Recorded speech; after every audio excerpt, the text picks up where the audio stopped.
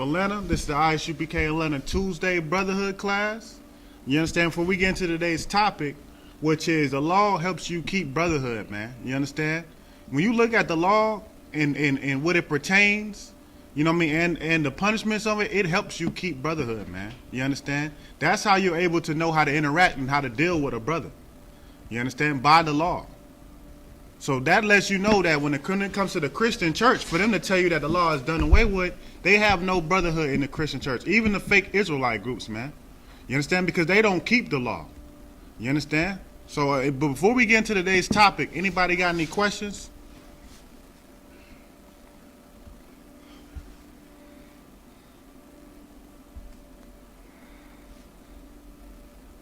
Anybody got any questions?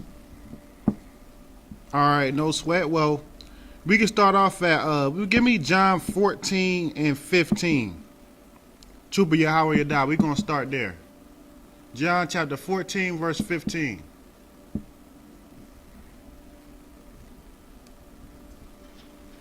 And just read it when you got it. This is the book of John, chapter 14, verse 15. Go if ahead. Ye love me, keep my commandments. Right, you understand? This is the Lord. This is the Lord, man. You know what I mean? This is Christ. He said, Salaki, this is Christ. He said, if ye love me, keep my commandments. You understand? That's Christ, man. He's telling you that if you love Christ, Shalom, Lord Christ. He's telling you that if you love Christ, you will keep the commandments, man. You understand? The commandments that was given to us through Moses from the Most High, you would keep those if you love Christ, man. Christians say that they love Christ all the time, right? But they don't think that you're supposed to follow the commandments. You understand? This is one of those verses that you can give to them, and you try to figure out, well, how can you get past this verse that you don't got to keep the law when Christ said this? You understand? Christ said if you love him, you would keep the commandments. A lot of people say they love Jesus, right? But do they keep commandments? Do the Christians keep the commandments?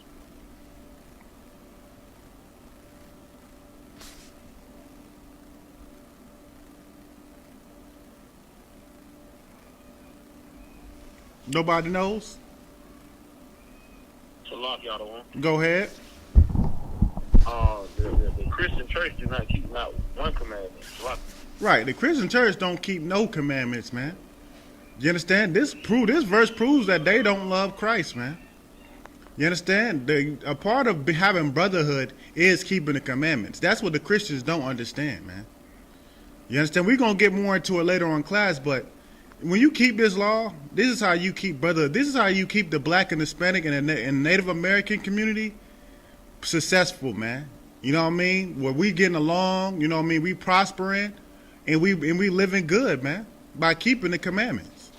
It covers everything. How you deal with a brother in business, how you deal with a brother in personal relationships, and issues that you might have with a brother, man. You understand? Not only on top of all that we have the favor of our God when we keep the commandments. You understand? So we're going to drop that. We're going to drop that, right? Give me 1 John 5 and 2. We're going to start at 1 John 5 and 2. And the reason why I want to read these verses is because the Christians, they'll tell you all up and down that you got to love God, man. And love is a key part of, loving the Most High and loving your brothers and sisters. But we got to understand what love is, man.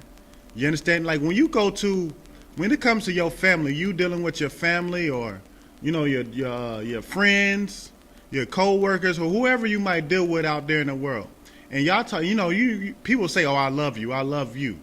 You know what I mean? That's not just a word, man. It's an action. You understand? It's not just what you just say. You know what I mean? It's a way that you actually got to treat someone. It's a way that you got to abide by someone to show that you actually love them, man. And if you don't do that, then you don't really love them. You understand? So give me that verse when you got it. 1 John 5 and 2. This is the book of 1 John, chapter 5, verse 2. By this we know that we love the children of the Most High. Right. It say by this we know that we love the children of the God, man. The children of the Most High. Who is the children of the Most High?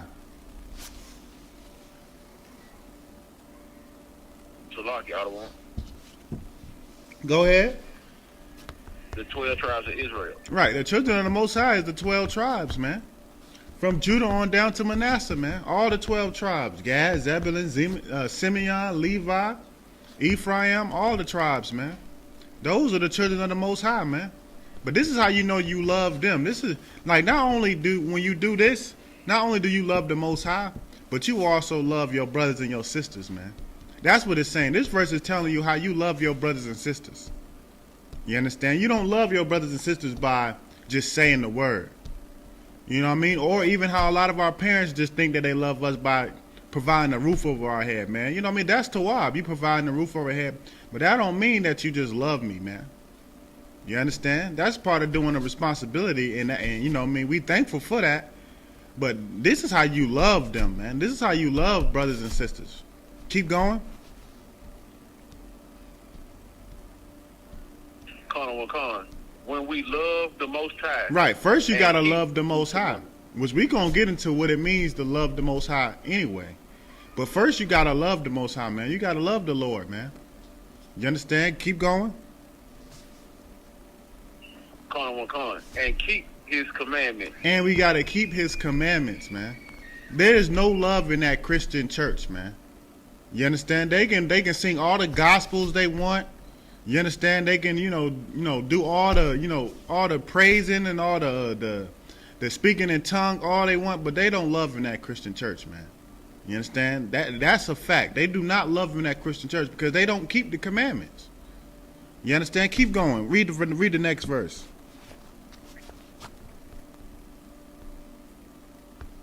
Con, the book of 1 John, chapter 5, verse 3. For this is the love of the Most High. Right, because this is the love of the Most High. It's about to tell you the love of the Most High, man. Go ahead. That we keep his commandment. Keep going. And his commandments are not grievous. Right, you hear that? Read that from the top again, man. Con, the book of 1 John, chapter 5, verse 3. For this is the love of the Most High. Right, this is the love of the Most High, man. This is what it's about to tell you now. That's how you love the Most High. This is what the love means to the Most High, man. If you're not doing this, you can't say you love anybody, man. You understand? You can't say, it's like I said, it's not a feeling. A lot of times we get in our mind, coming from the world, that love is a feeling. It's like when you feel some type of way towards someone. Especially if you ask women, they'll say when they feel the butterflies in their stomach and they all happy, that's how they know they love a man. No, that doesn't mean that you love that man. You understand? He just makes you feel good at that moment. You understand? That's not love, man. Keep going. Con. That we keep his commandments. Right, that's love, man. Keeping the Most High commandments is love. Like I said, when you go to a relationship, a lot of women feel the butterflies in their stomach, and that's when they think that it's love, right? They be like, oh, well, he makes me feel happy, he makes me feel this way. That's love. That's not love. Love is when he don't make you feel that way. And you decide that you still going to stay with him, man. Right. Because you made a bond with him, man. You made an oath with him, man. You understand? You know that the Lord's commandments tell you that you cannot separate from that man. That's love, man. Love is when you go to the times where you hate their guts, man. You're like, damn, you know what I mean? But you work it out. You don't leave that person, man. Not like in this kingdom, in Esau's kingdom, when you get tired of somebody and when you feel some type of way towards someone, that you go ahead and you get a divorce. You file for a divorce. You can't love someone ever if you ever decide that you want to file a divorce. You never loved that person, man. You know what I mean? You liked it the way you felt. But you didn't love them, man. Because you wouldn't get no divorce, man. Because that's against the Most High commandments. You understand? It says that when you keep the commandments, that's how you show love. You can't love your children if you're feeding them pork. You don't love your children. I know some of y'all, watching the class might be shocked. Oh, my mom love me, my mom. If your mom's feeding you pork, man, she don't love you, man. Right. Because you are in danger of the Most High's destruction, man. You are in danger of the Most High's judgment when you sin against the Lord, man. You can't love someone if you're going to put them in danger of being destroyed by the Lord or being punished by the Lord. You understand? Your mom don't love you feeding you pork, man. Letting you go out and twerk and be a whore. Right. or letting you go out and sell drugs because you paying the bills. You understand? Or you got the brand new car for her birthday because you selling drugs, man. And she cool with it. She don't love you, man. Or even if you celebrating birthdays, Christmas, Thanksgiving, that's not love, man. The Lord said what's love right here in this verse. Read it from the top again.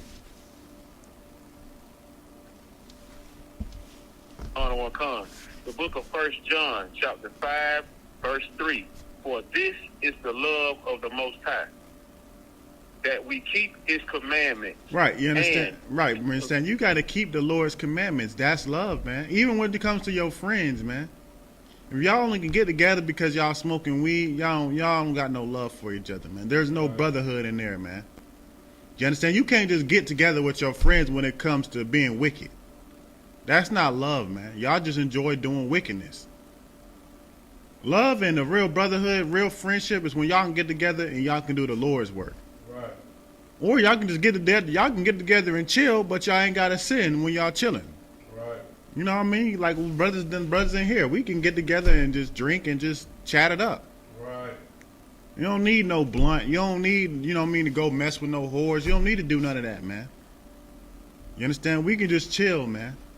That's love. You got to keep the commandments if you love the children of the Most High or if you love the Most High, man. That is what love is in according to the Lord's eyes. Now, according to Esau, love is a feeling. You know, it's an emotion. But according to the Most High, it's an action, man. Right. It's something that you got to continuously do for the rest of your life. You understand? That's why I don't understand why people are so big on getting married, you know, with a wedding. You know, ain't nothing wrong with having a ceremony. But like Esau's weddings, you know what I mean, with the ring and, you know, the, you know, whatever they call it. I don't understand that because, you know, we do have certain situations where they stick together and they together forever. That's amazing. You know what I mean?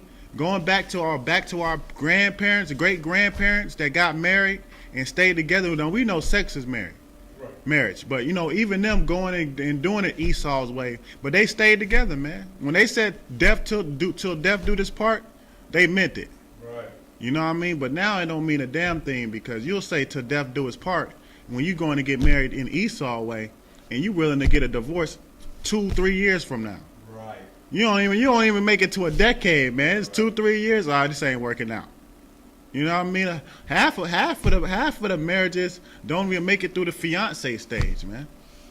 You get engaged, and you bragging, showing the ring, you engaged.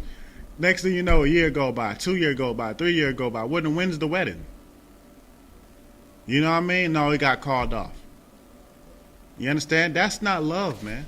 That's what shows you that just because somebody get on their knee, which is a sucker, you know what I mean? Just because somebody get on their knee and propose to you with a ring, that don't mean that they love you, man. Right. That's not love, man. Love is knowing that you laid with that woman, you had sex with that woman, man. You took that woman.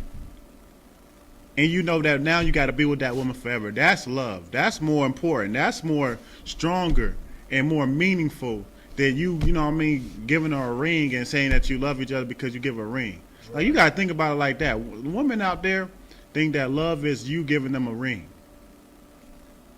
But yet here in the school, we know that love is when we lay down with you, we'll never leave you no matter what, unless you commit adultery. Right. You understand? That's the only way a man could be able to divorce from his wife. If she commit adultery. If not, you can be, you know what I mean, the most evilest, monstrous dragon, I'm still have to deal with it. Right. I'm still have to deal with it. I decided to lay down with you, I love you. You know what I mean? And I'm going to deal with it. You know what I'm saying? That's love, man. You got to keep the Lord's commandments. There's no way around it. If you go against the Lord's commandments, you do not love that person, nor do you love the Most High, man. Right. And like I said, the commandments is how we keep brotherhood, man.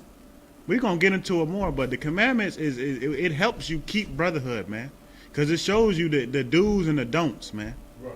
Go ahead. Keep going on that.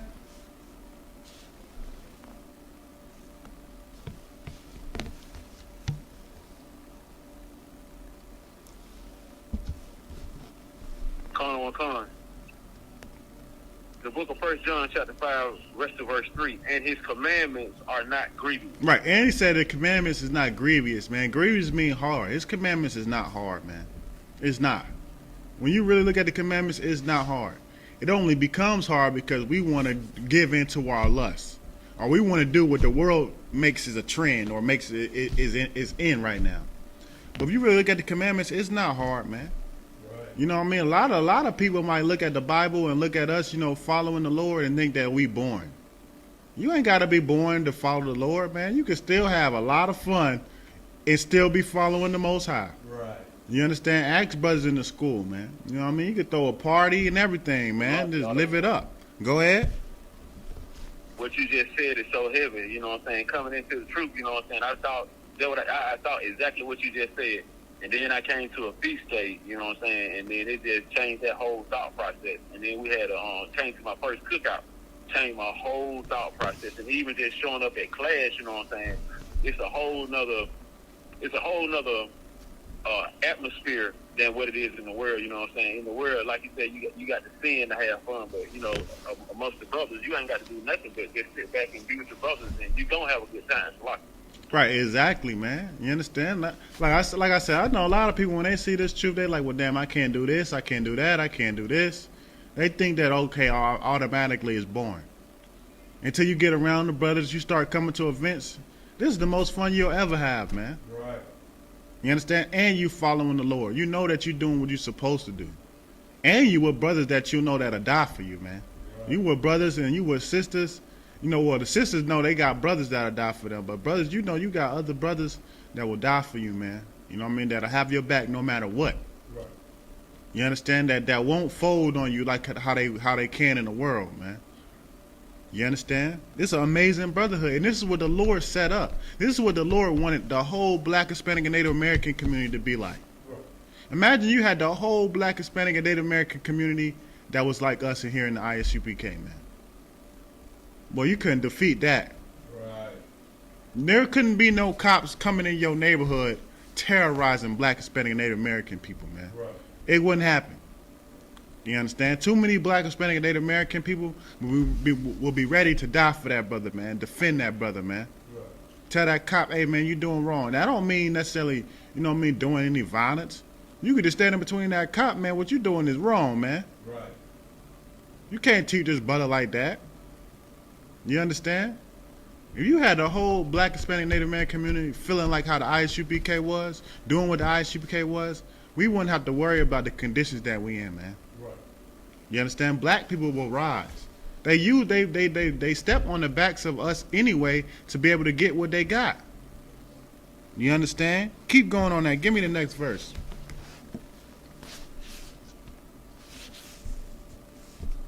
We have verse 4. The book of 1 John, chapter 5, verse 4. For whatsoever is born of the Most High overcometh the world. Right. If you're born of the Most High, you overcome the world, man. You don't be conformed into the world. Right. That's your Christians, man. They say that they born of the Most High, but yet they conform with the world, man. They into the world, man. They want America to be strong and last forever, man. Right. You know what I mean? If you conform to the world and you do what the world do, you believe in Joe Biden and your political politicians. You know what I mean? You was not of the Most High, man. Because if you of the Most High, you overcome the world, man. You defeat the world. Whatever the world put in your face, you overcome it. You defeat it, man. Right. You understand? The world right now is making homosexuality the move. You know what I mean? They making what? Smoking weed the move. You seen it being legalized in so many states. A while ago, you smoke weed, you going to jail no matter what. Now they legalizing it in all the states. And you see how wicked that is, man? You know what I mean? You see how wicked that is? For the longest, and it's wrong. It's a sin, man. And that's why, brothers would get locked up for that because the Lord not with that. You understand? But brothers will smoke weed and they'll throw the book at brothers, man, for smoking weed. But now so many people, everybody's smoking it. Even the oppressors are smoking it so much that they got to legalize it now. We can't keep throwing people in jail. But yeah, meanwhile, they legalizing it in your state, and you got arrested for it. You still got that on your record, man. You understand? That's evil, man. Right. But they make it smoking weed the move now. That's why everybody and their mom is smoking weed now, man. You understand? You got parents smoking weed with their children, man. You understand? That's evil, man. But if you of the Most High, you know what? You will overcome that. Right. Your mom, I feel blunt, I don't smoke no weed, man. That's evil, man. The Lord not with smoking weed. Some people might have to find themselves in a situation where they telling their parents that, man. You understand? You understand? What else the world throws at you, man? You know, women being whores, man. You got the OnlyFans, all these challenges that comes up with a woman damn near showing her body, man. You understand? That's being a whore, man. You got to defeat that. You got to overcome that, man. You understand? You got to overcome that, and that's a strong spirit. A strong spirit on sisters, you know what I mean, showing off their body and showing off they, you know, what they got to offer. That should be only for your husband, man. Right. You understand? But they put that on our sisters, man. They'll put that on our sisters heavy. You got to overcome that, man. You understand? Overcome all that, man. You understand? Keep going.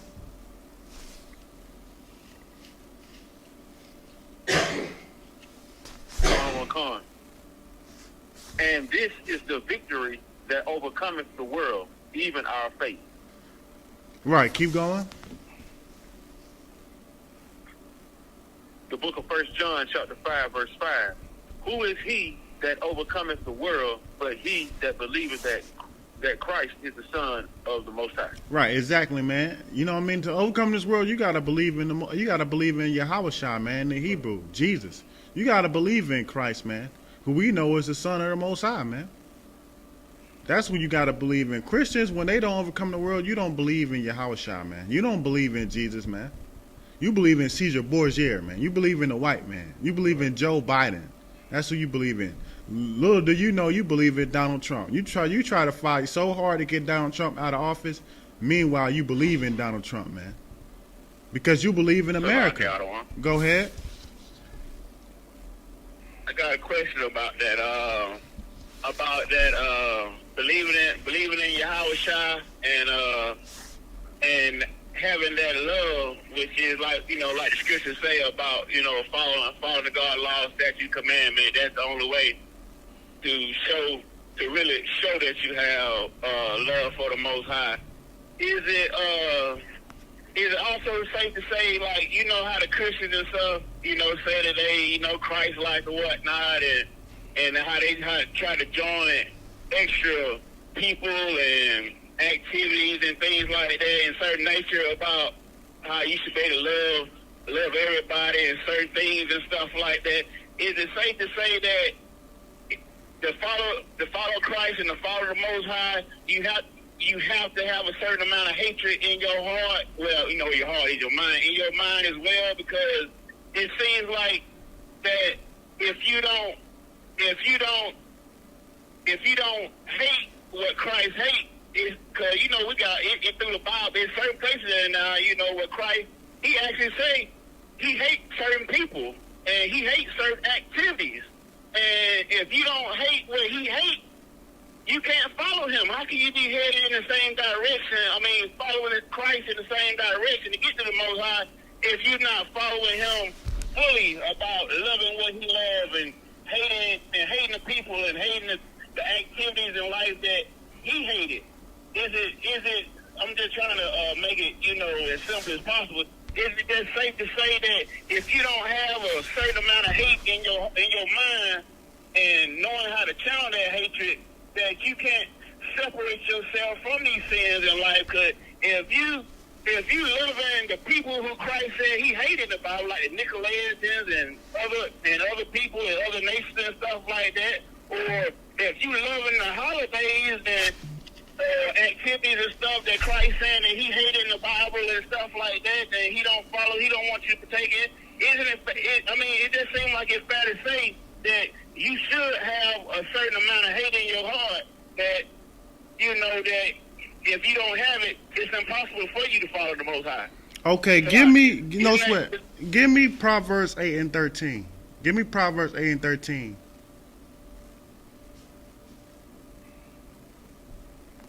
And then read that when you got it. As a matter of fact, Hadar, you can read that for me? You can come a little closer.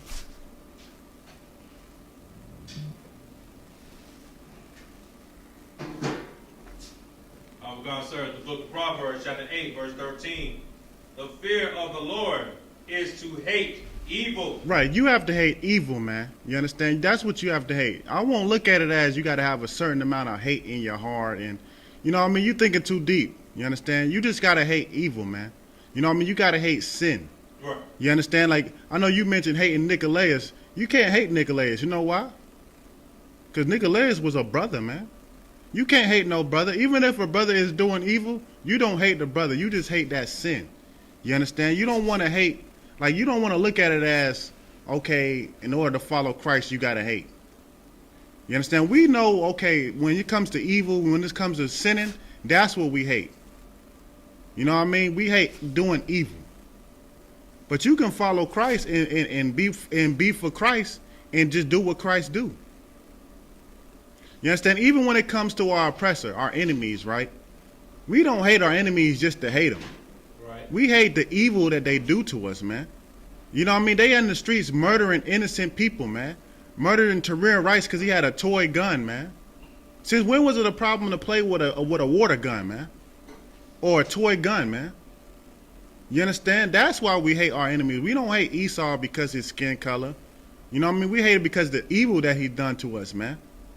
So when you comes to, like, when you talking about hating, don't look at it as you got to have a certain amount of heart. Like, it's not like, okay, you following Christ, you got to exceed this 50% mark of hate. You know what I mean? That's what it made it sound like when you said you got to have a certain amount of hate.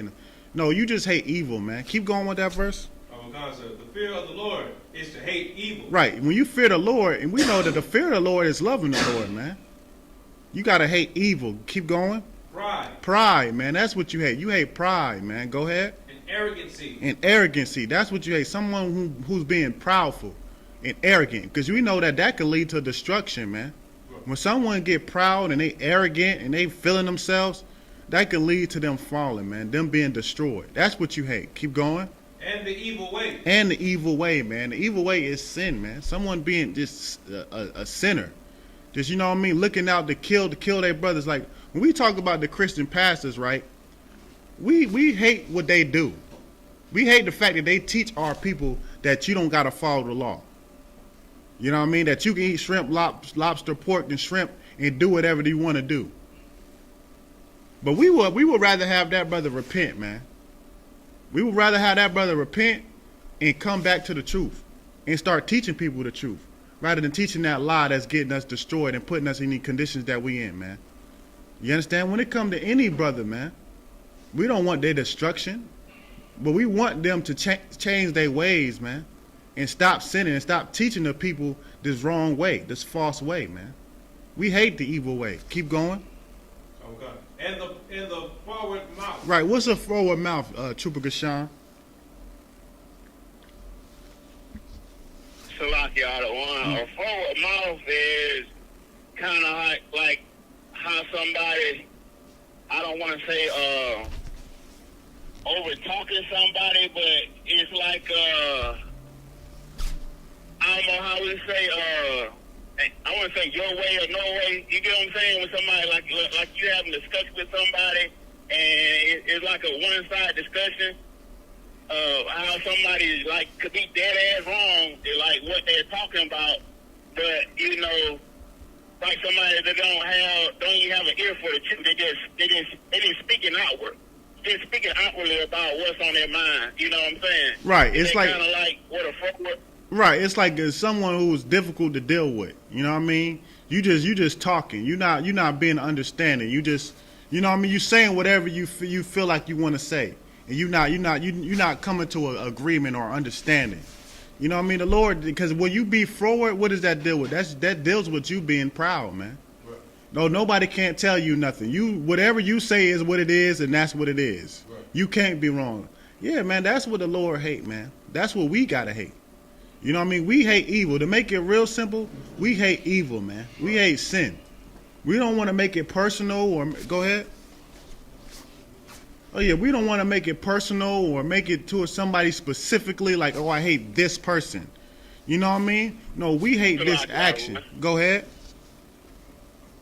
If I may, I want to kind of give an example but phrase a question through it. Like how the scripture just said, you know, hate the evil. it's kind of it's speaking in the sense of, you know, like how things were back in the day compared to now. Let's speak of, like, let's say adultery for example. Right. Like if a woman go out and commit adultery, you shouldn't. Even though you're real to your wife or whatnot, you shouldn't hate her, but you should just hate the sin that she actually went out there and committed adultery. Even though we know, like, back in the day, like, they used to stone you to death or put you to death for actually going out there and doing that, which we don't do that now, but, you know, they got laws or, you know, crimes of passion where somebody can still kind of get away with something like that. But in a sense, like, you know, I'm just paraphrasing the scripture. You know how I say in the beginning that it wasn't so that you divorce your wife or whatnot. Just right. Paraphrasing it. You familiar with the scripture? So saying that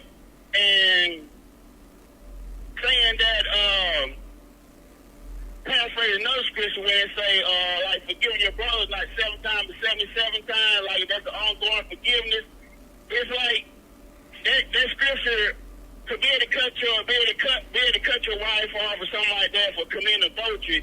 That scripture is literally just going for your brother, right? It is really talking about sisterhood too, like you forgive your sister too. Okay, no. You know, Okay. Right, no, you okay. know what I'm saying? No, I know what you're saying. No, when they say forgive your brother 7 times 7, it's not specifically talking about just brothers. But it's not also talking about adultery. You know what I mean? Because we know what? When you commit adultery, what is the penalty for adultery? It's death.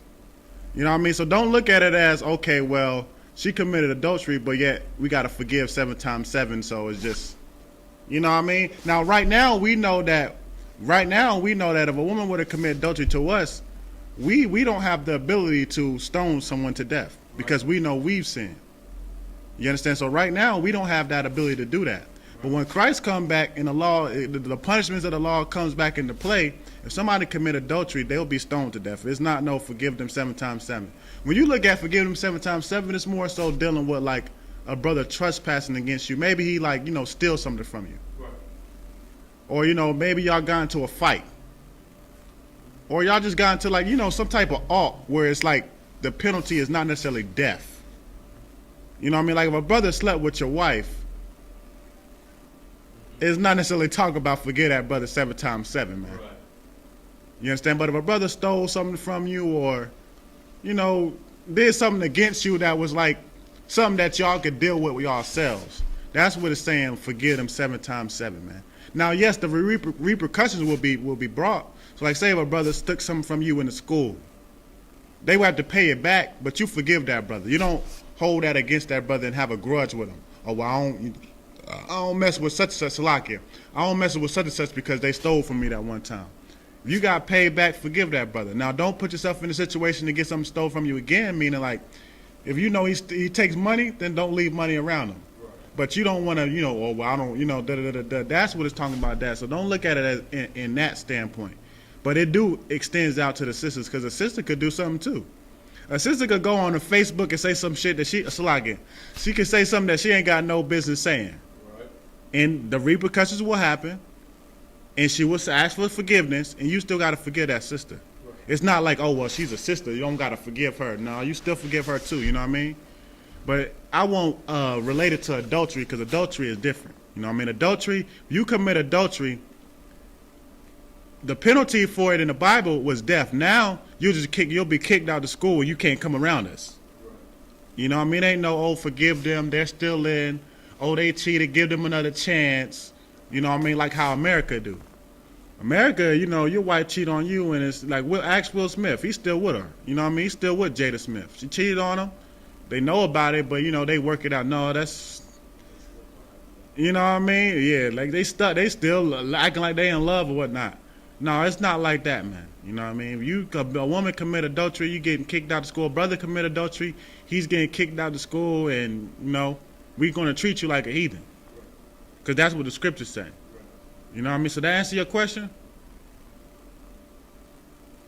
Sir. I thought for that. I was trying to understand the law of forgiveness through love and Yeah, you brought that down to what I understand. I sure appreciate that. I got a really good understanding of it now. Yeah, it ain't no sweat, man. You know what I mean? It ain't no sweat. Like I said, you can love a brother and sister, but if a brother and sister commit adultery to you, then you know what I mean? You got to know that that's what the punishment of the law is for, man.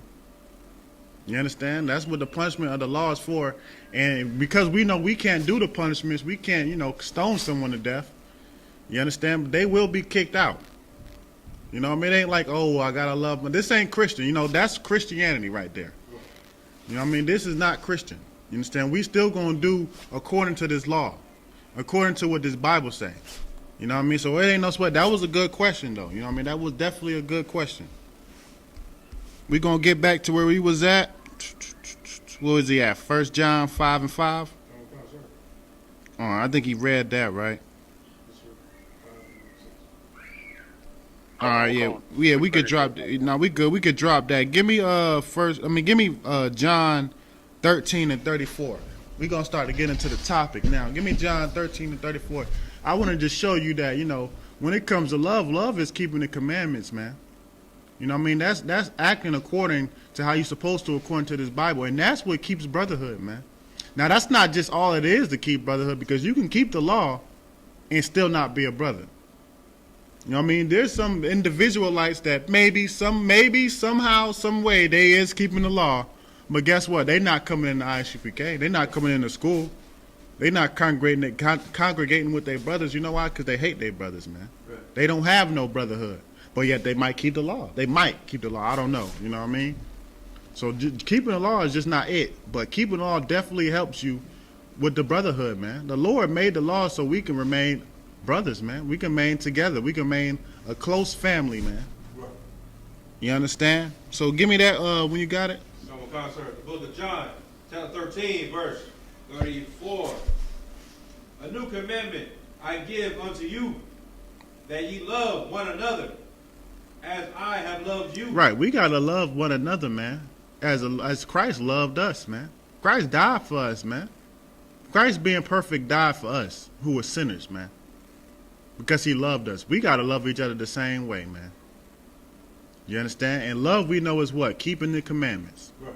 We got to do what the Lord say. We got to do what Christ told us to do, man. Keep the commandments. Go ahead. As I have loved you, that ye also love one another. Right, go ahead. Verse 35.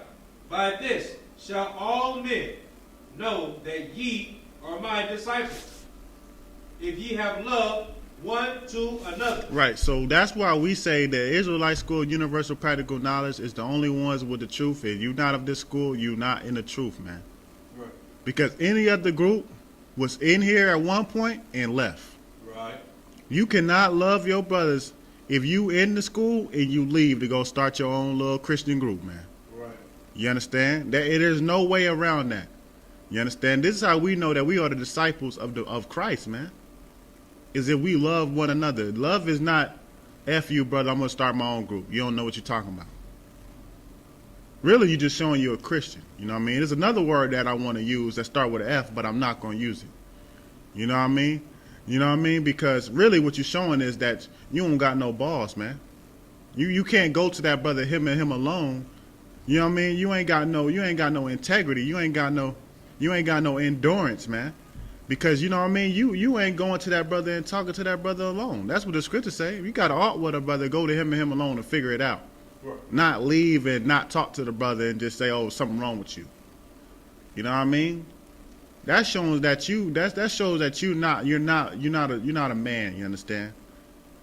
But the Christ said that this is how we know disciples, that we love one another, man. And here in the I.S.U.P.K, we love all our brothers and sisters, man. You understand? We're going to tell her how it is. Don't get it wrong. Everything ain't sugar-coated. That's why I want y'all to get y'all my love is not a feeling. It's not sugar-coated. Love is sometimes telling somebody just like how it is. Sometimes you got to say something that people might not want to hear, but that's because you love that person, man. You want them to change. You understand? So drop that. Give me where we going to go to. Give me 1 Timothy. Give me 1 Timothy 1 and 9.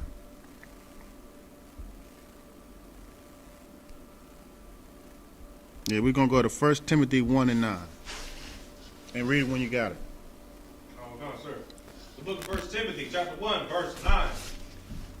Knowing this, that the law is not made for a righteous man. Right. It says the law is not made for a righteous man. The topic of this class is that the law helps you keep brotherhood, man. You understand?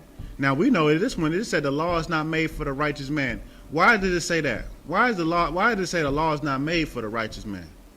Does that mean that the righteous man don't gotta follow the law? Like if you're a righteous man, that means you ain't gotta follow the law, right? What does this mean? Salaki, other one. Go ahead. Does it mean that that righteous man, when it said the righteous man don't have to follow the law is not made for the righteous man, it's saying that because that man is righteous, he's not going to suffer the judgment of breaking the law because he's not breaking the law by being righteous. Right, exactly, man. You know what I mean? If you're a righteous man, you follow the law. Right. So it's not made for you because you ain't got to deal with the punishments, man. You understand? You absolutely right. Keep going. Oh God, sir.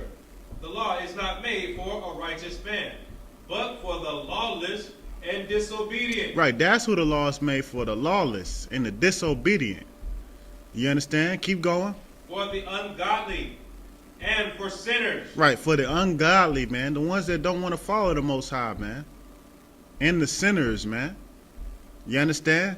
This is why the law was made. Why did your Christian church teach you that you ain't got to follow the law, but yet here in the scriptures, the Lord tell you that the law was made for them, for people who don't want to follow the law. Right. Made for people who want to sin and do what the hell they want to do. Right. You see the contradiction there, man? You can't be in the Christian church thinking that you don't got to follow the law, but yet the Bible tells you that the law was specifically made for you. Right. Go ahead. Oh God, sir. For unholy and profane. Right, man. In here, we supposed to be holy, separated. Well, this law was made for those who's unholy, who don't want to be separated, man. You know what I mean? Who want to be married to the heathens, man. Go ahead. Oh God, sir. For murderers of fathers and murderers of mothers. Right, man. For murderers of fathers and murderers of mothers, man. You know what I mean? You go out there, you know what I mean? You in the world and you murder a man. You never know, man. He could have been a father to some people, man, or a mother to some people that you murdered.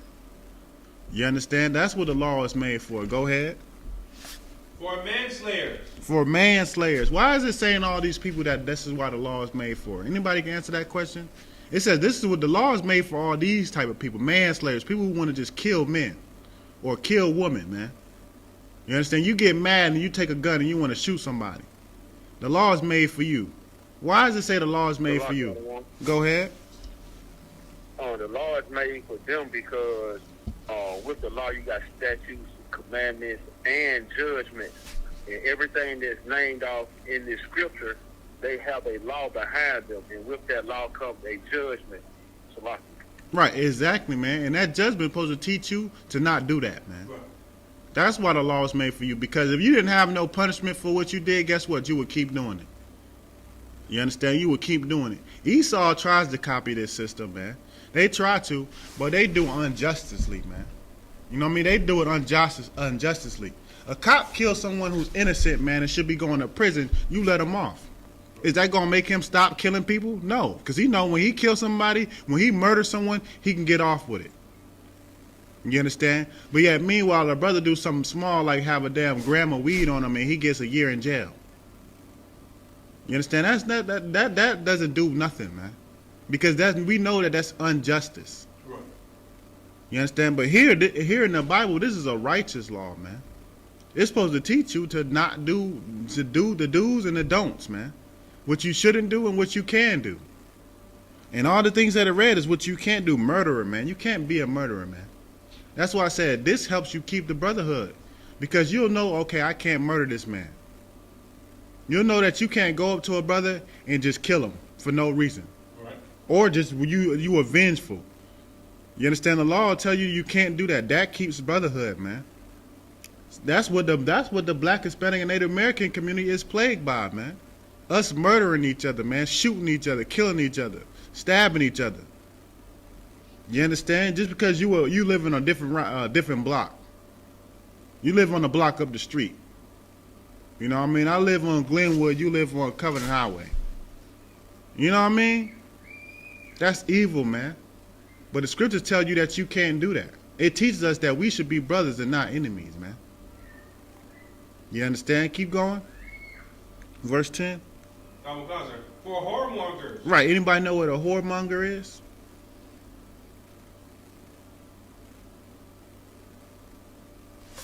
If you don't know, you can look up the definition. Go ahead. A whoremonger is a pimp. Right. Right. A whoremonger will be a pimp, man. You know what I mean? You prostituting out women. You know what I mean? You cause a woman to be prostitutes and hoes, man. That'll be a whoremonger.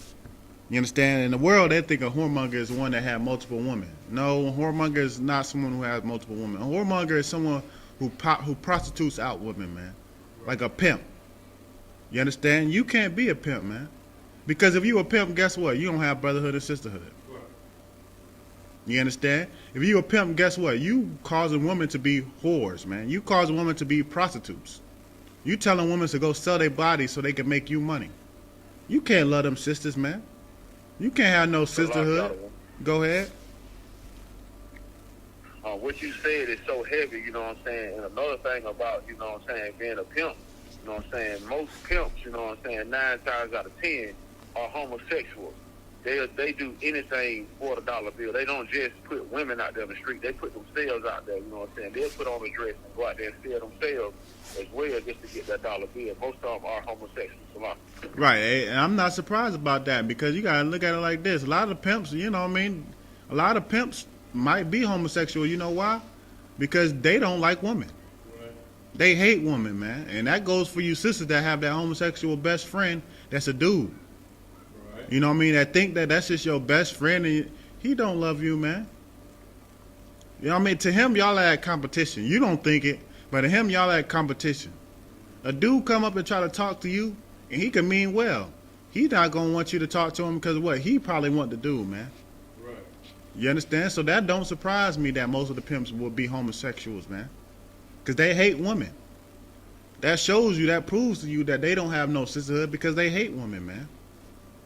They wish they could be a woman. Right. That's why it don't never make sense for me for a woman to have a homosexual best friend. You got a man that wants to be you, that's imitating you, that talks, that purposely talks in a high-pitched voice and tries to dress up like you. Right. You know what I mean? But yet he loves you. No. You know what I mean?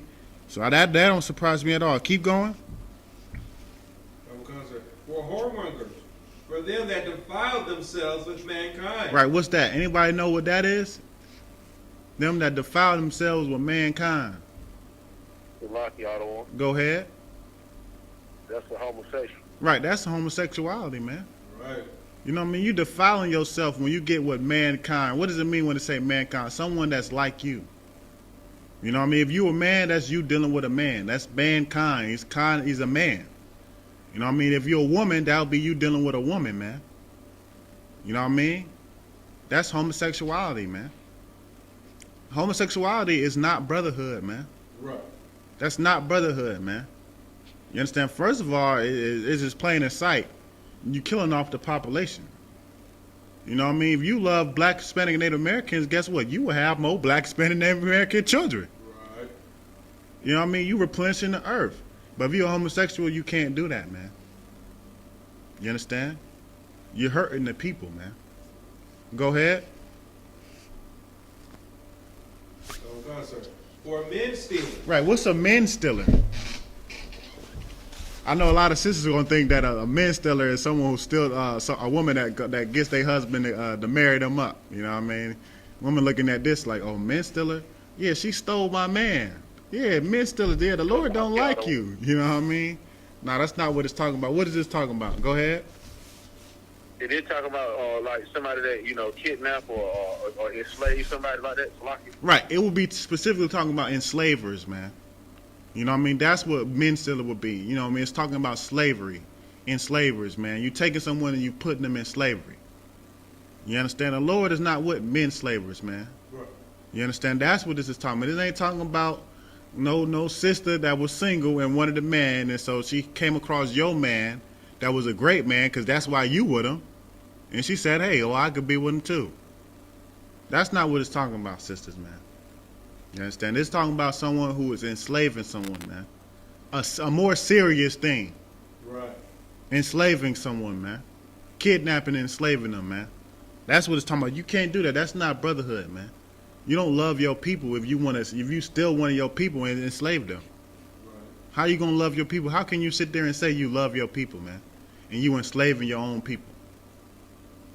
That's how we know that Black, Hispanic, and Native Americans. That's how we know that Judites, Levites, and Benjamins didn't sell ourselves in slavery during the slave trade, man. Right. You understand? We didn't sell each other, man. That was the Africans, the stinking damn Africans, man. Right. You understand? That's how we know that. Because it would be against the Lord to sell another brother, man. Right. Go ahead. For men stealers, for liars, for perjured persons. What's that noise? Hold on, Salakia. Somebody got some noise playing?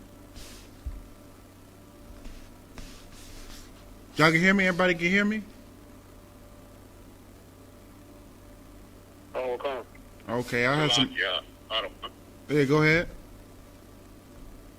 If I may, I had a question about that. You know, I mean, for me growing up, I used to hear the same thing too about when some of the Israelites came over here to America and stuff. That some of the slaves that came out, the slave ships and stuff was sold to some of the Creeks and some of the Cherokee and stuff like that. Through our records and stuff, I hadn't seen any, county records and stuff. I hadn't seen any truth to that. It kind of be hard.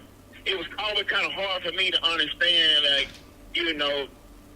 none of the guys, Creek Indians and stuff, sold one another to themselves before the oppressor, before the white devil came over here. It just was hard for me to fathom that he came over here with other slaves and influenced them to, sell and trade their own people. And, it just didn't make sense. Then I started hearing, like, what is called, that's the main question I want to ask you is, Gullah Geechee? Have you ever heard of a Geechee? Wasn't that like an African? Yeah, I'm not familiar on that term. You said a Geechee? Go ahead. Geechee. Geechee. A Gullah Geechee is a native to South Carolina coastline. South Carolina and Georgia coastline. Okay. Okay, yeah, I'm not familiar on that term. You might have to ask that question in history class. You know what I mean? That sounds like some history. I'm not familiar on that. Gullah Geechee, I'm not familiar on that. I probably have to do some more research on that. But you can ask that in history class, and they'll probably be able to hook you up with that information on that. Come on, sir. Come on. Well, ain't no sweat. All right, where's we at? Like you, sir. We were in the book of 1 Timothy chapter 1, verse 10. For whoremongers, for them that defile themselves with mankind. Right, homosexuality, man. Go ahead. For men stealers. Right, someone who's enslaving someone, man. Go ahead. For liars. Right, lying, man. Go ahead. For perjured persons. What's a perjured person?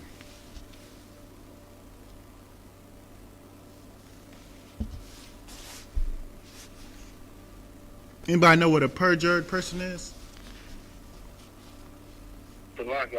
Go ahead. It's similar to lying, right? But it's like you lying in front of the congregation. Right. You know what I mean? It's similar to being a liar. It's like it's damn near the same thing, but you purposely not telling the truth, man. Like how you'll go to court, and then you going against someone, and somebody might lie lie under oath, and they'll be accused of perjury. You know what I mean? It's like you lying, you purposely telling a lie. You know what I mean? Especially when you like in a court or when you're dealing with a situation where you got to be a witness or, you know what I mean? It's brought to the congregation and you purposely lying on it. That's like a perjured person. So yeah, you're right. It's like a liar, but more so on the sense of you would in front of the congregation or some type of, court. Go ahead. there be any other thing that is contrary to sound doctrine. Right, you understand? Meaning that following the law is brotherhood, man. Because if you commit any of these things, you don't love your brothers or sisters, man. Right. You're doing things to harm them. You're doing things to bring them trouble, man. You wouldn't do things to harm or bring anybody that's your brother or sister trouble if you love them, man. You understand? That's why we'll know that the keeping the law helps you keep brotherhood, man. You understand? It allows you to know that you can't sleep with another woman, or sleep with another man's woman. Right. You understand? It allows you to know that you can't pimp out your sisters, man. Right. You understand? It allows you to know that you can't be a homosexual, man. Right. You understand? Homosexuals think in their mind, well, I'm not hurting nobody. This is me. That's not the case, man. You understand? That's not the case, especially not in America, because just the reality of the fact is most homosexuals is pedophiles, man. Right. Most homosexuals is finding a way to mess with a little boy or a little girl, man. You understand? Not all, but most of them. That's how it starts, man. That's how it starts, man. People is not born gay, man. Right. You understand? You can't be a perjurer person or a liar or a man stealer, man. You understand? That's showing that you don't love your people, man. You understand? Is that it on that?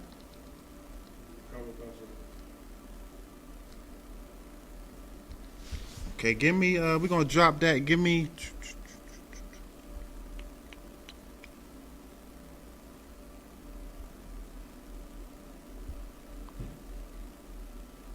Give me John chapter 1 verse 17.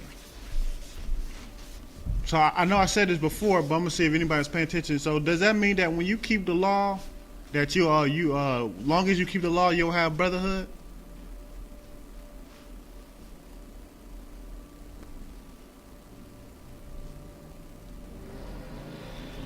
So knock out one. Go ahead.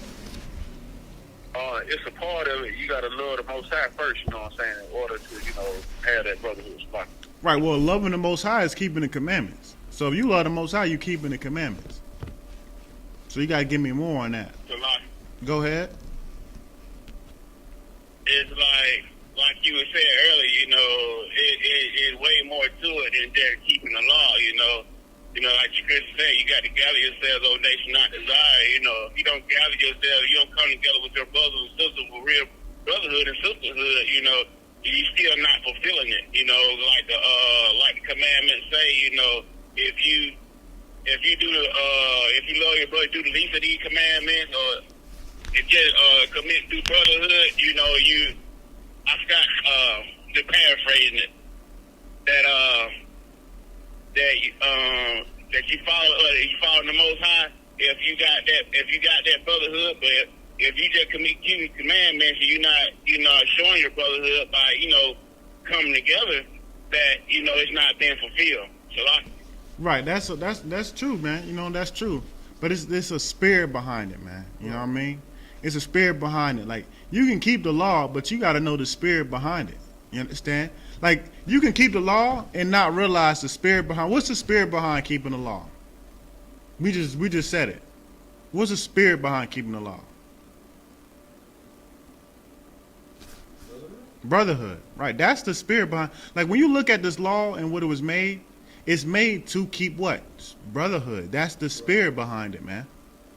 You understand? It's made for Black and Hispanic and Native Americans to know how to interact with each other in any given situation, man. You got a problem with a brother. Well, there's the scriptures on. There's scriptures. There's the law on what to do when you got a problem with a brother.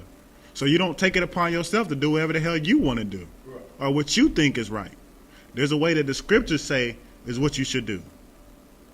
You know what I mean? Like we just went over, the law allows you to know that you can't do certain things to your brothers or your sisters, man. Right. There's just certain things that you just can't do. No matter how much you might think that you're right, the scriptures, the law tells you of how you can't not do that, man, and how you should act. You know what I mean? It protects you from trespassing against another brother or sister.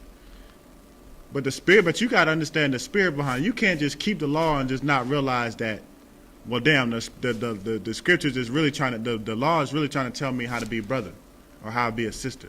You can't think, oh, well, as long as I do these, I'm good with the Lord. but not realizing that the Lord is really just making this so that we remain brothers and sisters, man. That we remain a nation. You understand? Why was the law only given to Black, Hispanic, and Native Americans? Psalms what? 117 and 20? Hadar. Somebody don't. Ain't no sweat. You know what I mean? Why was the law only given to Black, Hispanic, and Native Americans?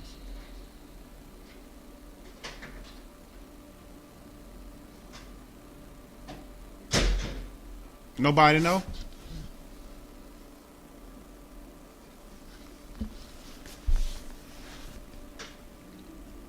What do you want? Salaki, I don't want. Can you repeat the question? Why was the law only given to Black, Hispanic, and Native Americans? Psalms 117 and 19 and 20, I believe. It might be 118. I know somewhere there. Salaki, I don't want. Go ahead.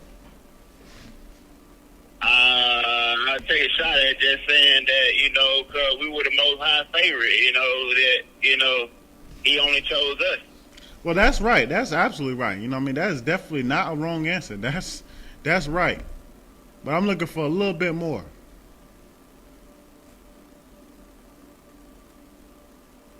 Like, what don't we do today?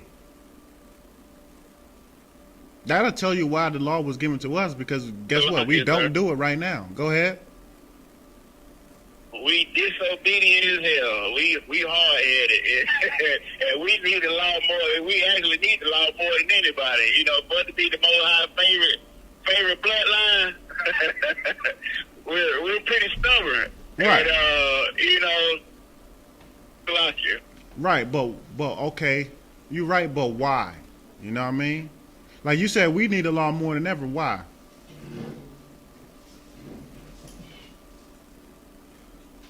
Why do Black, Hispanic, and Native Americans need the law more than ever? Why?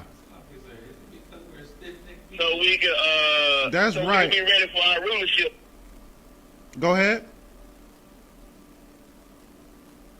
Chuba Gashan, go ahead. What you were saying? Salaki, I was speaking in terms of us being prepared for our rulership. When time comes, that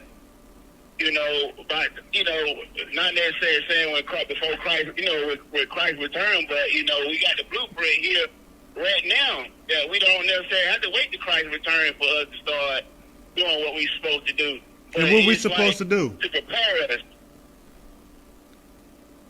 Follow the law, statutes, and commandments. Which does what?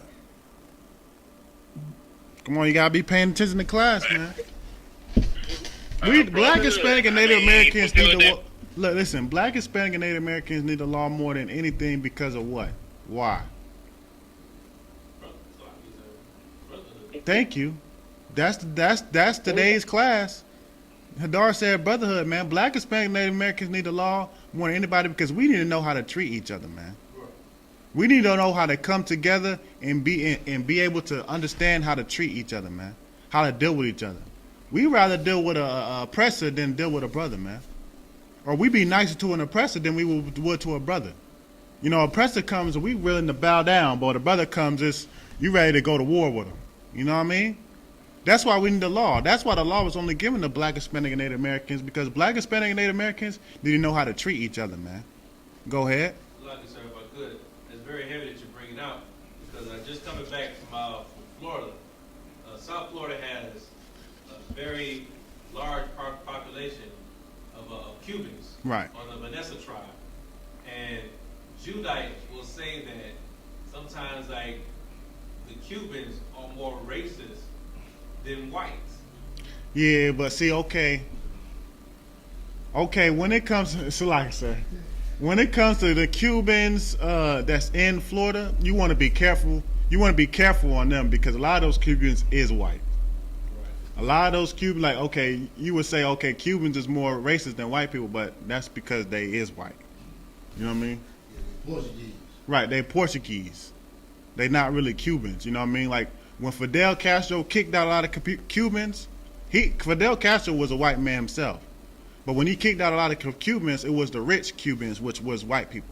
You know what I mean? So a lot of them Cubans that is racist is white themselves. You know what I mean? Now you have to figure out the lines when you're dealing with a specific one, but most of them they white themselves. So that's why they more racist. But now what you could say is even up here, you got a lot of Dominicans and Puerto Ricans and Mexicans that's more racist than white people to black people, man. You know what I mean? And look, that happens, man. Right. You got a lot of Hispanic tribes that look at niggas, black dark skinned people, more disgusting than a white person will look at them. You know what I mean? And that's because they think, but more than likely it deals with them thinking that they're white. They trying to associate themselves with being white. You know what I mean? So that's why they hate niggas, because what? White people hate niggas. You know what I'm saying?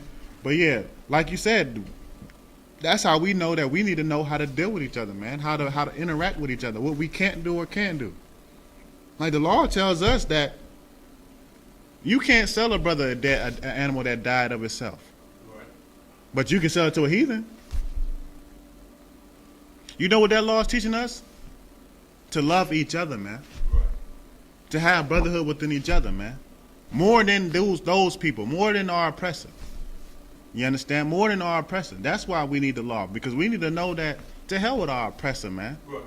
And that's not just talking about Esau. That's talking about all the stinking heathens, man. We need to know how to deal with each other. Prefer each other over anybody else. You understand? And then we'll deal with them how they need to be dealt with. Right. But they don't get the same treatment as a brother would get. But meanwhile, in today's society, we think that a brother that look just like you should be treated worse than an oppressor, man. And that's why we need the law, man. That's why the Christian church is destroying the black community, man. Right. Because the law is what tells us brotherhood, man. Once we know the law. Also, we just saying it real deep, but if I can add, I can add to it a little bit more. Come. I like the law. You know how in Matthew it says that we are the light of the world. Right. Also, the law is who we are. Right. It's our identity. And without that law, we'll never know who we are. And when we hate the law, we actually hating our culture. We hating who we are. That the law describes who we are, man. Right. I mean, it tells our history. It tells who we are as a people. You know what I mean? And when we turn our back on that law, that's why we lost the way we are. Thinking we African American, thinking we everything else, because we turn our back on our inheritance. The Lord gave it to us. Right. Kind. You know what I mean? And like I said, just to piggyback what Otto one said, you know what I mean? The laws will make us greater than all nations, man. Right. You understand? Like you said, the law is who we are. That's our culture. That's what separates us from other cultures. So when we want to turn the back on the law, we start acting like lawless people, man. Right. We start acting like all these other nations. That's why we killing each other. Because you know what? We want to be lawless.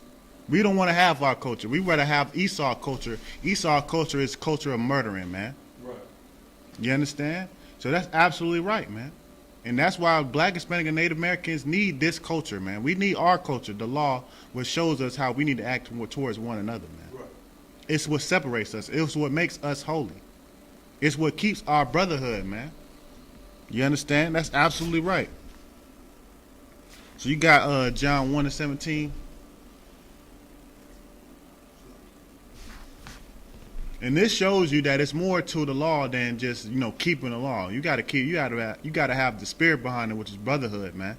Right. You understand what Christ taught? Go ahead. God says the book of John, chapter 1, verse 17.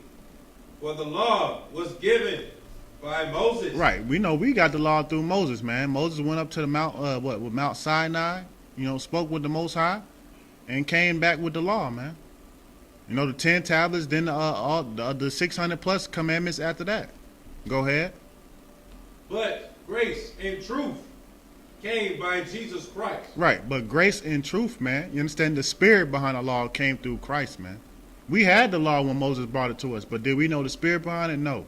Christ came and taught us the spirit behind it. He taught us that, look, the spirit behind this is brotherhood, man. To love one another, man. You understand? To prefer one another over these other nations, man. Over our own lust, over what we want to do. You got to prefer your people, man. You understand? You got to have brotherhood and sisterhood. That's the whole point of the law, man. You understand? We could drop that. Give me Give me Romans 7:7.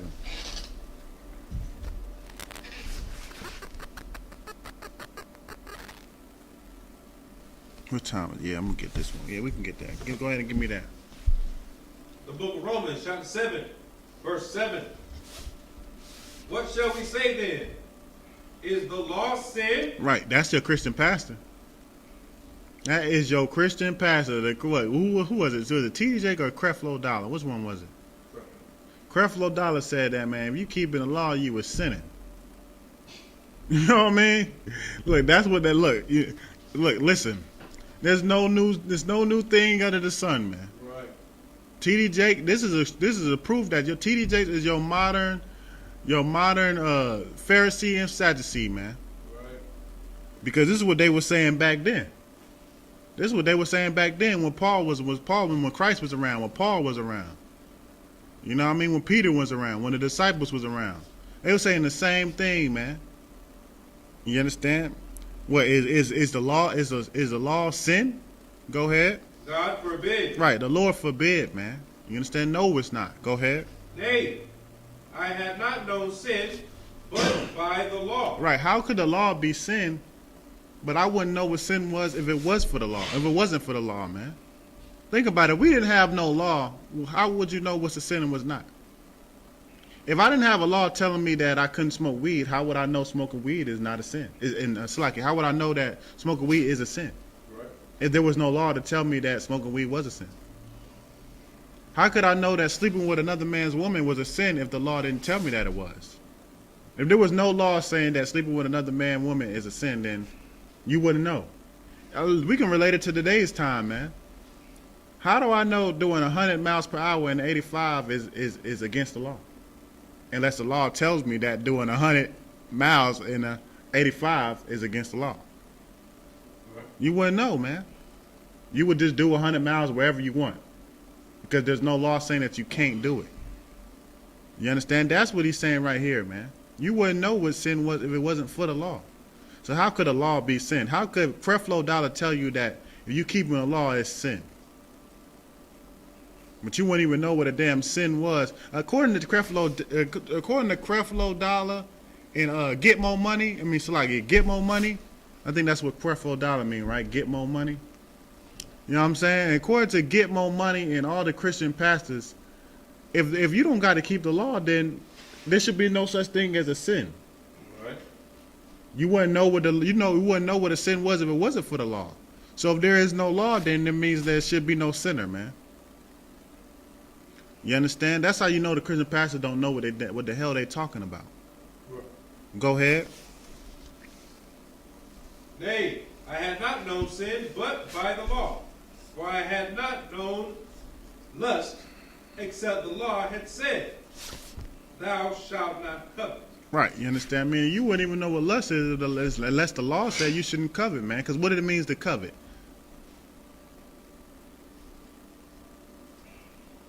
The covet is like to act upon your jealousy, your envious, to try to take from somebody. Right, make it simpler. You're right, make it just even simpler. Enviousness. Okay, what if somebody don't know what it means to be envious? You're right, like we know what envious is, but what does it mean to somebody who don't know what envious is?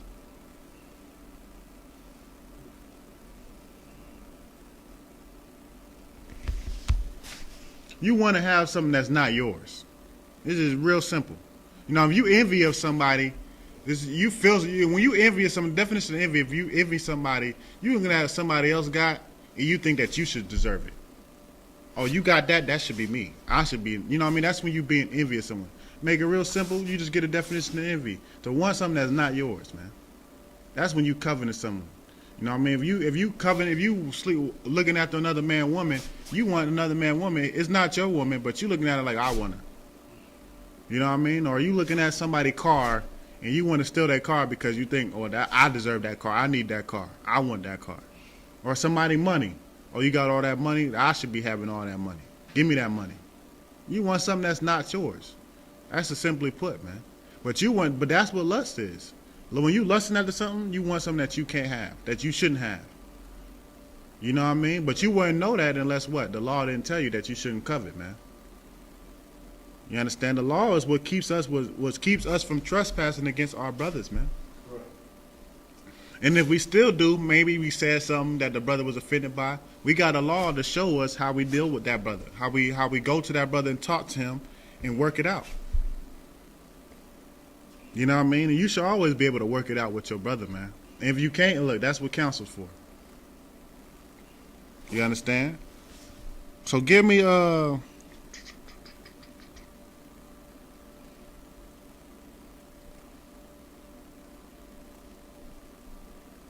going to go, give me Matthew 23 and 27, man.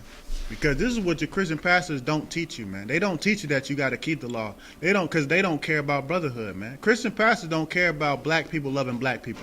Hispanic and black as Native American loving each other. They don't care about that, man. They care about you loving the white man, and that's it. They don't have no brotherhood, man. You understand? They don't realize that this law is what black, Hispanic, and Native American people need, man. They don't need your feel-good words. They don't need your motivational speeches, man. Right. They don't need that, man. That's what's destroying us. That's what's keeping us in the conditions that we in now. That's why so many black, Hispanic, and Native American homes is broken, man.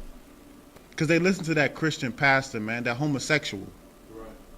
You understand? That's another thing for you women. I told you about having them homosexual friends, man. The Christian pastor is a homosexual himself. And you see all the destruction he's doing towards the black woman. The black women saying there ain't no black men to protect them. That's because you are a Christian. You understand? Keep going. Read that when you got it. Come across in the book of Matthew, chapter 23, verse 27. Woe unto you, Right. What does woe mean? Destruction. Keep going. scribes and Pharisees, Right. That's your modern day Christian pastor right now, man. The scribes and the Pharisees, man. The Sadducees, man. That's your common Christian pastor today. Go ahead.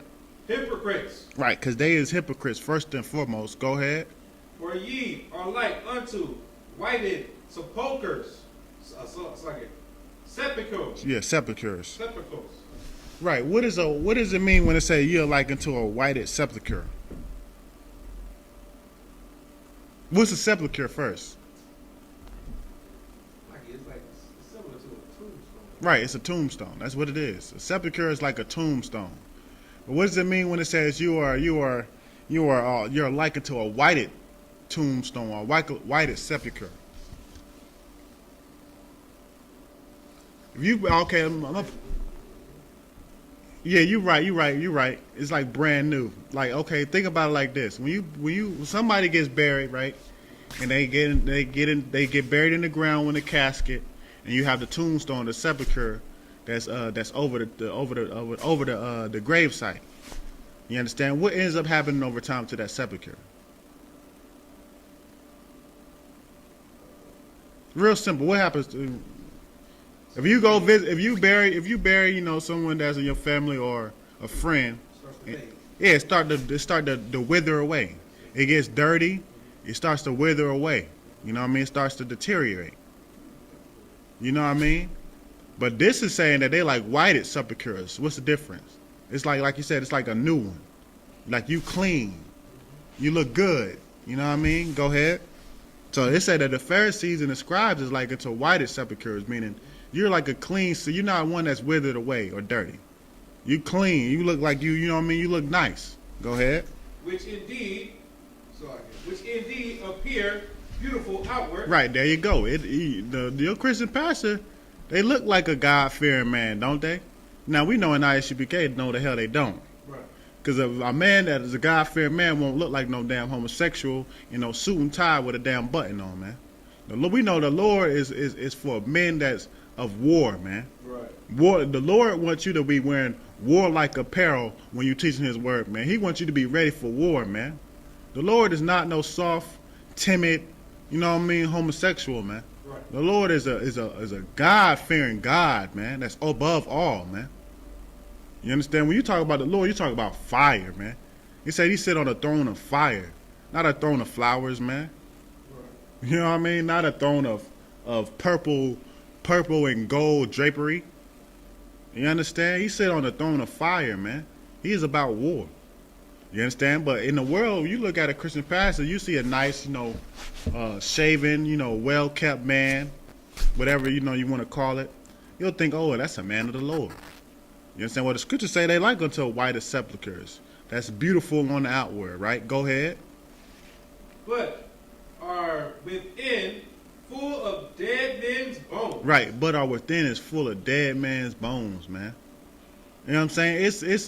It's comparing your Christian pastor to a tombstone that just got placed in the ground. It's nice. It looks all neat and nice, but inside of that stuff, and inside of that casket, man, inside of that ground is dead man's bones, man.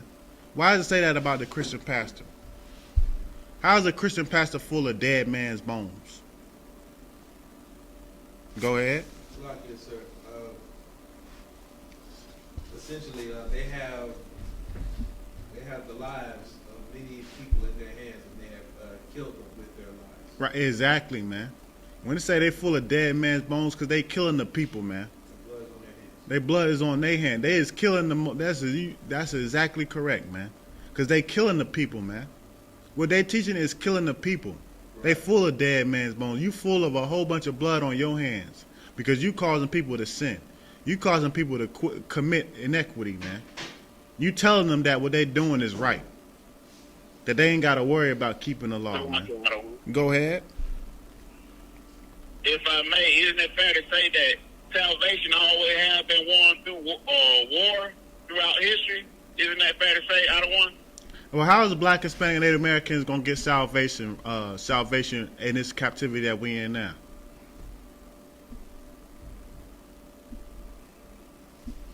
What's gonna happen? I would say salvation, but with Christ return, Shalom. Right. Well, okay, you're right. But what's gonna happen when Christ returns? Like, how is Black, Hispanic, Native Americans gonna get out of these conditions when Christ returns? What's gonna happen? Salaki out of one. Go ahead.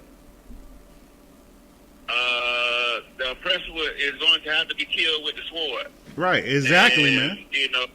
Exactly. It's going to be a war. Christ is going to destroy these other nations, man. Yes, it's safe to say that anytime we get in salvation, a war has to happen, man. You have to destroy your oppressor, man. You understand? It ain't no cookies, cakes, and cream. We come to an agreement and, everything is good. You let us go. When has that ever happened, man? Even with the Egyptians, man, when they said they would let us go when the Lord was bringing all those plagues with us, what did they end up doing? Chasing us down with the chariots, man, trying to kill us. And the Lord had to wipe them out with the Red Sea, man. You understand? Yeah, it's safe to say that salvation is won by war, man. You have to destroy your oppressor, man. You can't let him just be doing what he's doing and thinking that you're going to be left alone.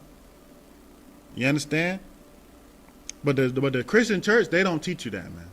They teach you that you got to love your oppressor. Because they want you to still be in oppression forever, as long as they get money. Those are your modern day pimps, man. Right. Well, the brother Yahanna said, what, pimps, the whoremongers is homosexual. Hey, that's your Christian pastor right now, man, because he's damn sure homosexual. You know what I mean? So, yeah, you were absolutely right about that. Where was we at? We're going to drop that. We're going to get the last verse. Give me Malachi 2 and 6.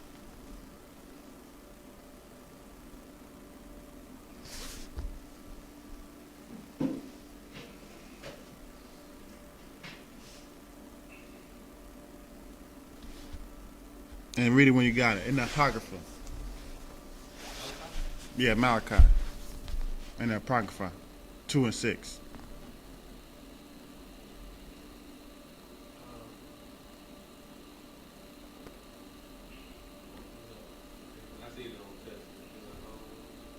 Oh wait, I think it is. I'm tripping. Yeah, it is in the Old Testament. I'm thinking of Maccabees. No sweat, Salakia. Yeah, give me Old Testament 2 and 6. The book of Malachi, chapter 2, verse 6. Right? Yeah, that's correct. The law of truth was in his mouth. Right, you understand? This is talking about your priests, man. The people that's supposed to be the messengers of the Most High, man. The priests, the people that's supposed to be teaching the Lord's word, man. You understand? The law of truth is supposed to be in their mouth, man. Go ahead. And iniquity was not found in his lips. Right, you understand? Meaning you're supposed to be keeping the law, statutes, and commandments. You can't say that you are a messenger of the Lord, or you understand, you are a priest of the Lord, and you're not doing the truth. You're not keeping the commandments, man. You're doing whatever the hell you want to do. Go ahead. He walked with me in peace and equity, Go ahead. and did turn many away from iniquity. That's what your priest is supposed to do, man. It's supposed to turn people away from sin, not convince them that they're supposed to sin, not convince them that they should sin, that it's right for them to sin, that it's okay for them to sin because Christ died for you. That's evil, man. You're supposed to be turning people away from sin, man. You're supposed to be getting people in to stop smoking cigarettes. Stop, you know what I mean, going to strip clubs. You know what I mean? Stop doing whatever they was doing that was against the Lord. You're supposed to teach them to stop doing that. Go ahead. For the priest's lips should keep knowledge. Right, because you got to keep knowledge, man. You understand? Your Christian pastor don't keep no knowledge, man. They tell you some feel-good motivational speeches, which you just think that you're going to make money. It's all about money, man. You know what I mean? You go to church just to feel like you're going to make money. That's it. You understand? But no, you're supposed to actually keep knowledge if you're really a priest of the Lord, man. You're supposed to be teaching the people. People supposed to come to the class and be like, damn, I just learned something that I never learned. And you hear that all the time here in the I.S.U.P.K. Right. My brother come to class and never heard it like that. Like, damn, that's simple. It makes so much sense, but I never heard that.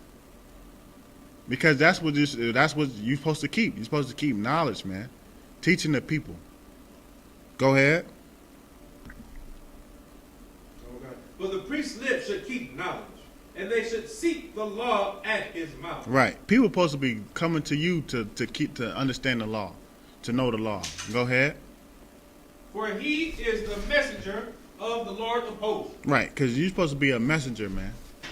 That's what we are here in the I.S.U.P.K. We are a messenger of the Lord, man. You understand? Go ahead. But ye are departed out of the way. That's your Christian pastor, man. They are departed out of the way. Go ahead. Ye have caused many to stumble at the law. Those is your Christian pastor, man. You causing people to stumble at the law. You causing people to sin against the Most High, man. You have no brotherhood, man. You don't love your people.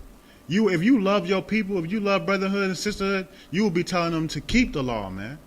That's brother and sister. When we go out there on Saturdays at camp, we're doing there because we love our people, man. That's right. We ain't going out there because we just want to talk, you know what I mean? Just talk crap and just do whatever the hell we want or put on a show for people. We going out there because we literally love our brothers and sisters, man. That they need to hear this word, man. That them being beat up by their job, 7 days or 5 days out of the week from 9 to 5 and damn near making just enough money to live in an apartment that's ran down in the hood. You know what I'm saying? They need to hear this word to know that they can live better than that, man. That they got something better for them than that, man. That this is not it for Black, Hispanic, and Native American people. You understand? So many of us grow up thinking that Black and Hispanic and Native Americans should be at the bottom. That we don't got nothing to live for. We aspire to be something great, but we know reality, you know what I mean? We just going to be at the bottom. You understand? People, we hoping that we make just $50K a year, man. Right. We hoping that we just can make $50,000 a year. Meanwhile, your oppressors is expected to make millions, man. You know what I mean? We at the bottom, man. And that's what we think that we amount to. You know, you go to school in the hood, you know what I mean? They don't got a good educational system. They don't care to put the funds in to help the Black, Hispanic, Native American children. Right.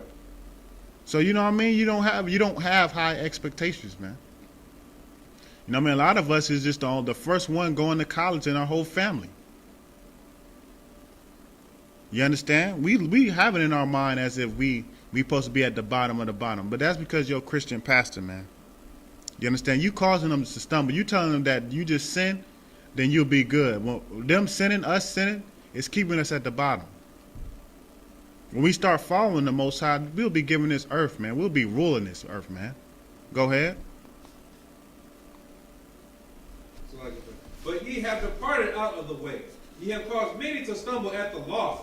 Ye have corrupted the covenant of Levi, saith the Lord of hosts. Right, go ahead. Therefore have I also made you contemptible and base before all the people. Right, and that's what we are, man, base. We are base before what? All the people, man. That all the people was talking about all the heathens, man. We are made a base, man. A base means low. You just the base. You the low. You the bottom. You understand? Because what? We didn't follow the Most High, man. And you blame your Christian pastors for that, man. Because we don't have brotherhood and sisterhood. That's why we at the bottom. That's really what it boils down to. Black people don't know how to be with black, Hispanic, and Native Americans. Right. So that's why we at the bottom. We want to hate each other. You understand? People always say, even in the world, we always have a notion of knowing that if black, Hispanic, and Native Americans get together, we can do something powerful. Right. You understand? We could do something powerful. Because when you see black, Hispanic, and Native Americans get together, it's only because of the Lord. The Lord is the only one that can bring black, Hispanic, and Native Americans under one umbrella and they be together. Right. You understand? And we know that something powerful will happen because of it. But the Christian pastors teach separation, man. The Christian pastors teach that you got to love all nations, which really trickles down to you only loving the oppressor and you're not loving your own people, man. Go ahead. Oh, God, sir. Therefore have I also made you contemptible and base before all the people, according as ye have not kept my way, Right. but have been partial in the law. Right, you understand? And it deals down to us being partial in the law, not keeping the law, man. Partial means halfway.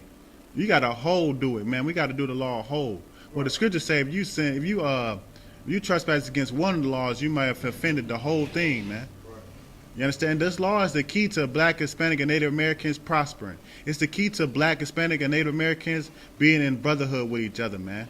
Being together. You understand? Well, with that, anybody got any questions or comments on today's class? Any questions? Go ahead. I just want to say to all class, I don't want. There ain't no sweat. Most High in Christ. Any questions?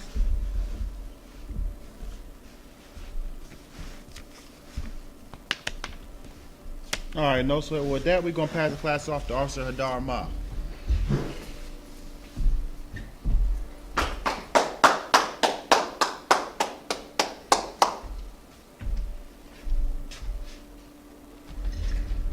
Shalom, Israel.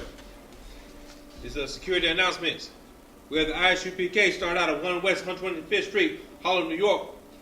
Rule for new brother and sister. When a new brother and sister comes to the school, they are off limits for 6 months. They have to be saluted only. They hit to shed themselves of the world. If they need transportation, the teacher will arrange it. After 6 months, if a brother or sister has an interest in a particular person, he or she must give permission from the head to speak to a brother or sister. There is another 6 months in which the brother and sister will court each other. After this 6 month period, the brother and sister will get permission from the head to marry. Tithes, which is the commandment, the book of Numbers, chapter 18, verse 21, and the book of Malachi, chapter 3, verses 8 through 10, which means 10th in the Hebrew, ma'ashara. 10% of every penny of any increase the Lord gives you, gives to the treasury department or the teacher. Priest fund, free will offering for priests, not mandatory. Whatsoever amount you would like to give. Upcoming holy convocations is the Feast of Purim. Feast of Purim taking place on February the 25th and the 26th. And a reminder, if any brother wants to be a trooper in the school, start wearing all black. That's boots, shirts, pants, headbands, and war scarves. And with that, we'll give a courteous salute to the men of Israel. Amadu Shabbat. Imagine, Barak, Yahanna, Shem, Yahshua, Brakathum. Y'all but tie hands down. We'll give a courteous salute to the sisters. Men of Israel, sorry, Mr. Turn. Courteous salute to the sisters. Imam Shabbat, Imagine, Barak, Yahweh Shema Alathan, by Shem Yahshua. And what we said earlier for the brothers, may the Most High in the name of Christ bless you. And for the sisters, may the Most High in the name of Christ watch over you.